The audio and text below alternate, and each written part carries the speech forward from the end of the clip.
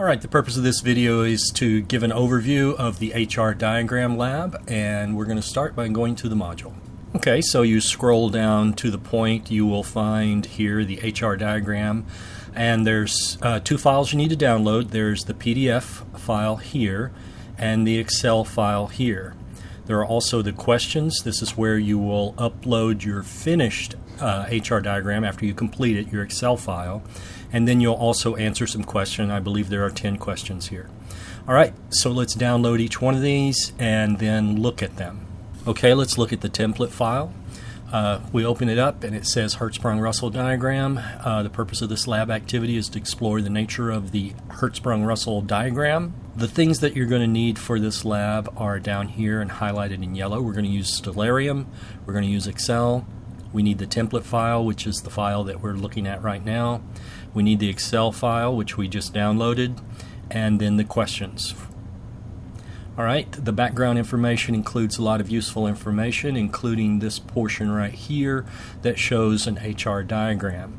A couple of things to point out here. On this vertical axis on the left-hand side, that's luminosity, and that's in solar luminosity. So one solar luminosity would be right here. So stars that are in this region would have approximately the luminosity of the sun.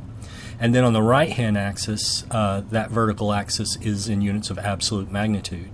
And the way absolute magnitude works is the smaller the number, the brighter or the more energy the star outputs into space. So a -10 for absolute magnitude is a star that is outputting a lot of energy, whereas a +15 would be a star that is outputting very little energy.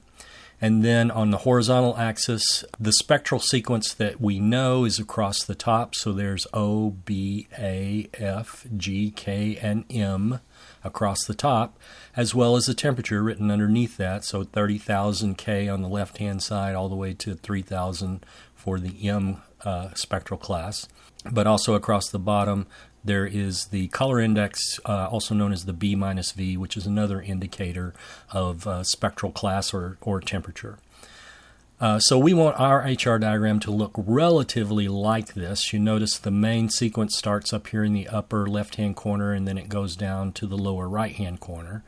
We've got the white dwarf region here. We've got giants going off, and then bright giants, supergiants up even higher. All right, scrolling down, there's another table down here that talks about the luminosity classes, and we see the main sequence stars are luminosity class 5. The luminosity classes are written as Roman numerals, so V is the Roman numeral for 5, so that's the main sequence luminosity class. Sometimes these are called dwarf stars. That's an old usage. Usually people just say main sequence, but you may hear me say dwarf star for that because I'm old. And then subgiants are class 4, and then giants are 3, bright giants are 2, and then the supergiants are divided into subclasses. So luminosity class 1A are the bright supergiants, and 1B are the supergiants.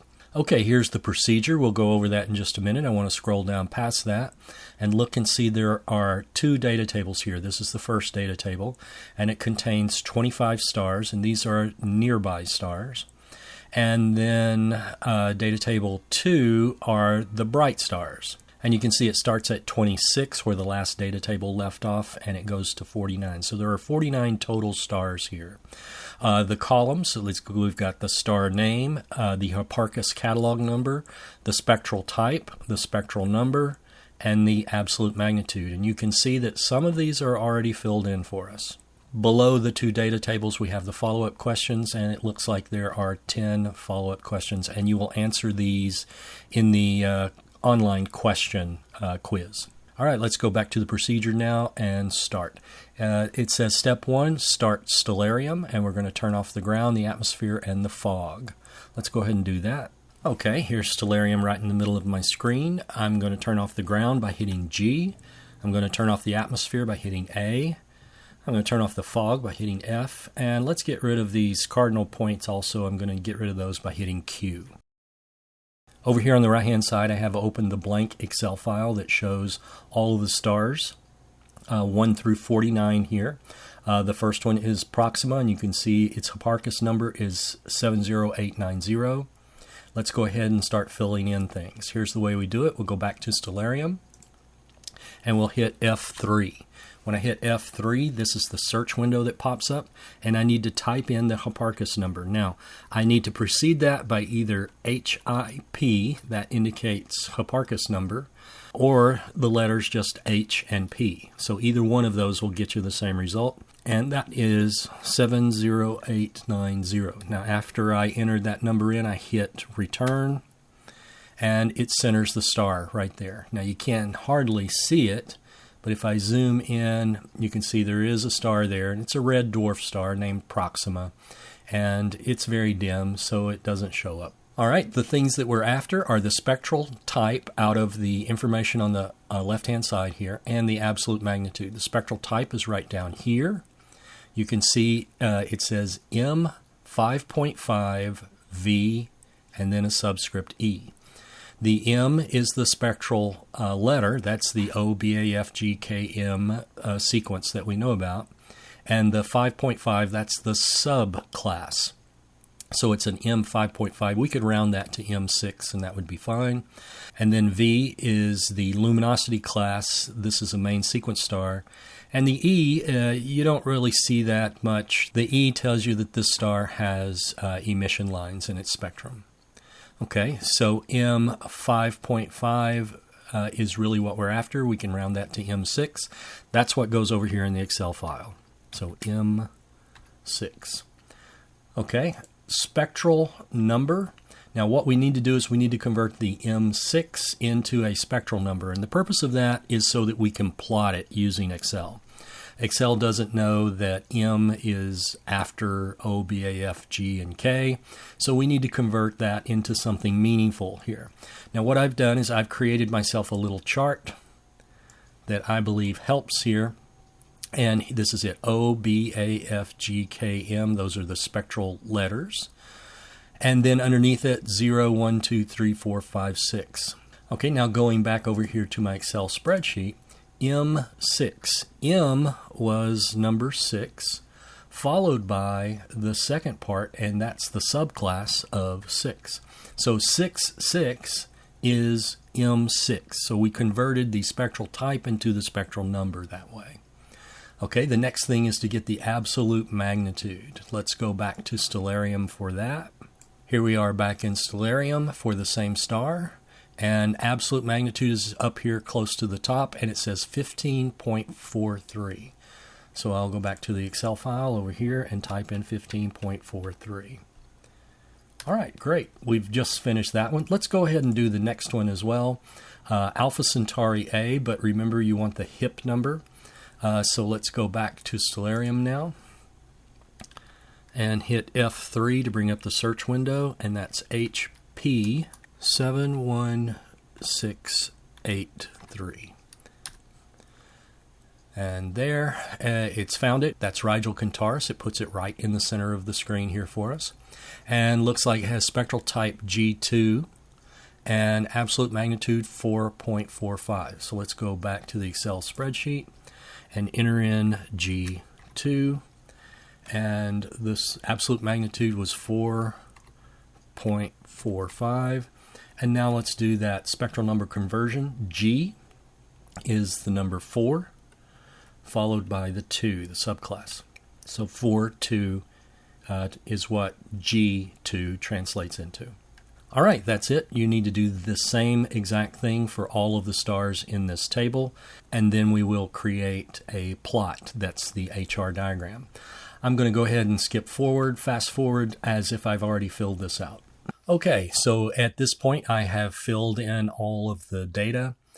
Here's what we need to do. We need to create a plot, and the plot is going to be spectral number on the x-axis and absolute magnitude on the vertical axis. So the way to do that is to first select all of that data right there. I selected the headings too. There's no need to do that, so I'm going to go back and select just the data, not the headings. Now that I have just the data selected, I'm ready to create my plot. And that's under Insert, Charts, and I want to pick this one right here that is for scatter plots. And then I want to get the one that is dots only. It only puts the data points up. It does not draw lines between them. If you look over here, if I were going to draw lines, you see what happens. It just gets it really messy. So we don't want that. What we want is the scatter plot that plots the points only. And I'll click that, and here it is. The instructions say to drag it over to the right-hand side, and that's so that we can see the data and the plot at the same time when I'm grading this. Okay, well, this is the HR diagram, but it doesn't really look anything like the HR diagram that we had, and that's because we need to make it pretty.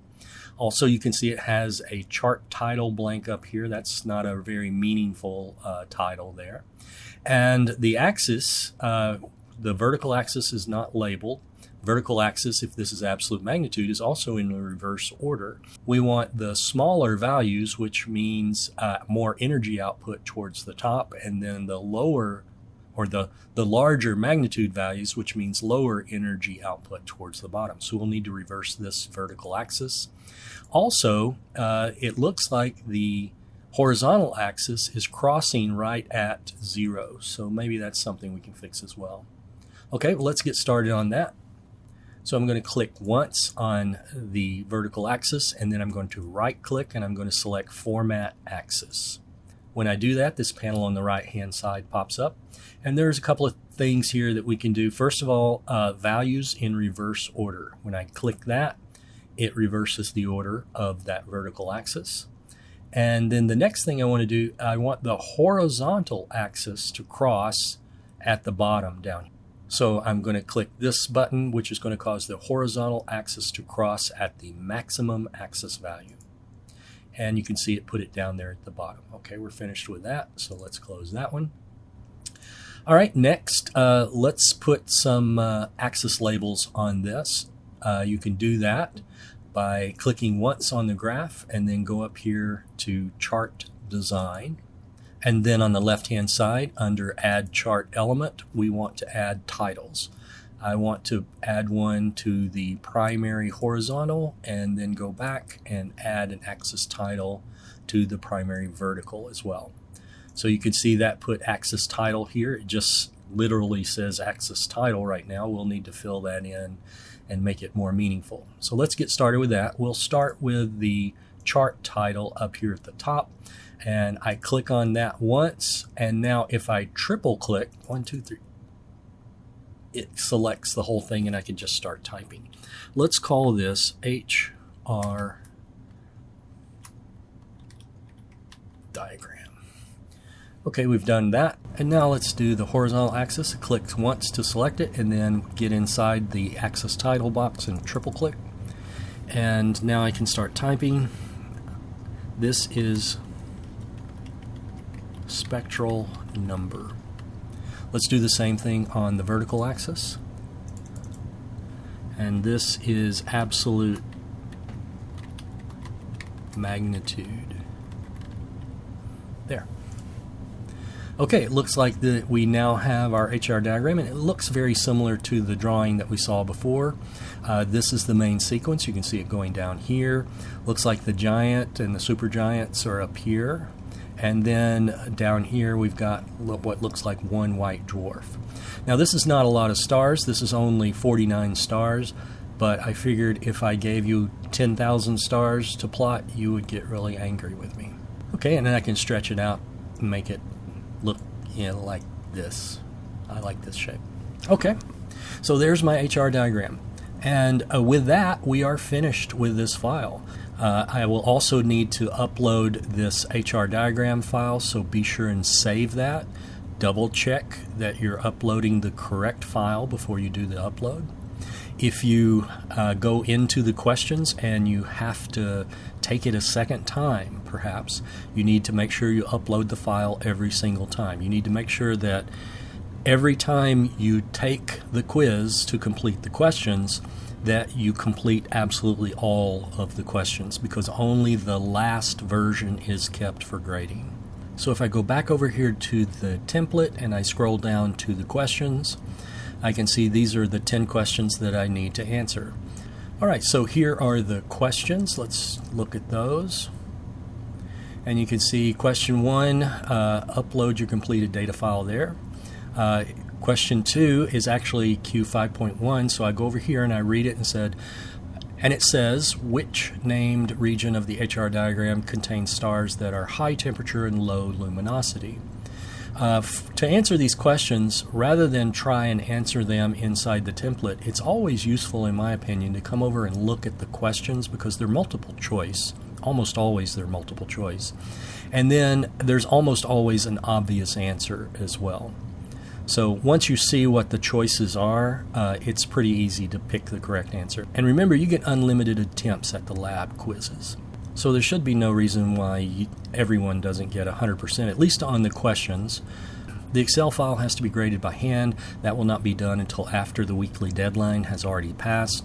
And you can see that your Excel file is actually worth a large portion here. It's worth 15 points. And the rest of these questions are worth 1 point apiece. Okay, that's it for the HR Diagram Lab. If you have any questions, you can always ask me online.